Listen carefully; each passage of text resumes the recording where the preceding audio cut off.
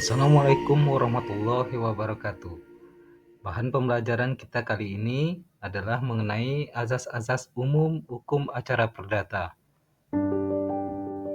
Sebelum kita memahami apa saja yang menjadi azas-azas hukum acara perdata, maka sebagai pengantar azas hukum acara perdata dapat dimaknai adalah sebagai prinsip dasar dalam pelaksanaan hukum, berfungsi untuk menjaga keadilan prosedural, kemudian mengarahkan peran hakim dan para pihak yang berperkara, serta menjamin adanya kesetaraan dan keterbukaan bagi proses pengadilan.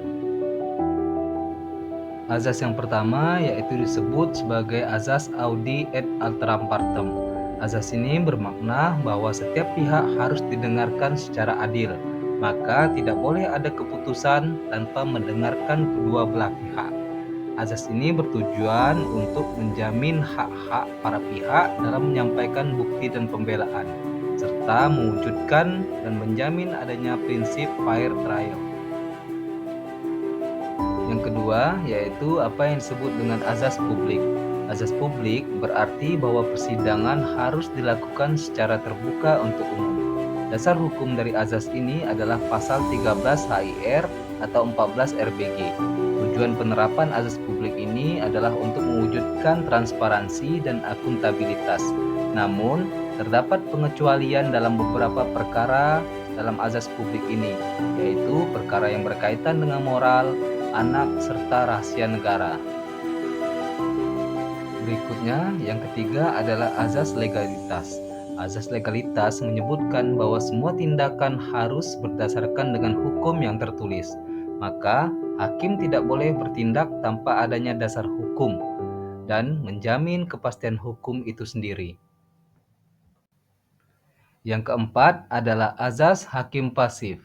Dalam hukum acara perdata, hakim harus bersifat pasif terhadap materi gugatan. Maka, hakim hanya dapat memutuskan berdasarkan gugatan yang diajukan oleh para pihak, sehingga hakim tidak boleh menambah dalil atau bukti sendiri. Hal ini terdapat pengecualian jika dibutuhkan adanya penafsiran atau interpretasi hakim dalam penemuan hukum, atau disebut dengan istilah rechtfinding.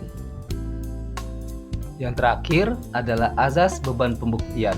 Azas ini menyebutkan bahwa siapa yang mendalilkan, maka ia wajib untuk membuktikan. Dasar hukumnya adalah pasal 163 HIR, di mana penggugat harus membuktikan dalilnya, sementara tergugat dapat mempersiapkan dengan bantahannya.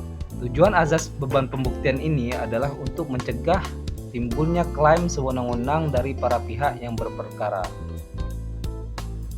Semua azas-azas yang telah dijelaskan tadi memiliki kaitan antar azas. Misalnya azas audi et alteram partem dengan azas publik. Kedua azas ini menciptakan keterbukaan dan rasa keadilan bagi para pihak, sehingga setiap pihak memiliki kesempatan yang sama untuk memperoleh keadilan. Kemudian, hakim bersifat pasif dan azas beban pembuktian. Dalam hal ini, hakim dalam hukum acara perdata dapat bersifat pasif, sehingga para pihaklah yang harus bersikap lebih aktif. Hal ini berarti hakim tidak boleh memihak, sehingga proses yang adil dapat dirasakan oleh para pihak yang berperkara di pengadilan. Sebagai penutup dalam materi pembelajaran ini, kita dapat mengerti bahwa azas itu menjadi penting dalam menjamin proses peradilan yang berjalan adil dan terbuka. Maka pelanggaran terhadap azas akan dapat berdampak pada keabsahan putusan pengadilan, sehingga penegakan azas secara konsisten menjadi suatu indikator integritas dan legitimasi putusan pengadilan. Terima kasih. Mari semangat untuk terus belajar tentang hukum, khususnya hukum acara perdata. Saya akhiri, Assalamualaikum warahmatullahi wabarakatuh.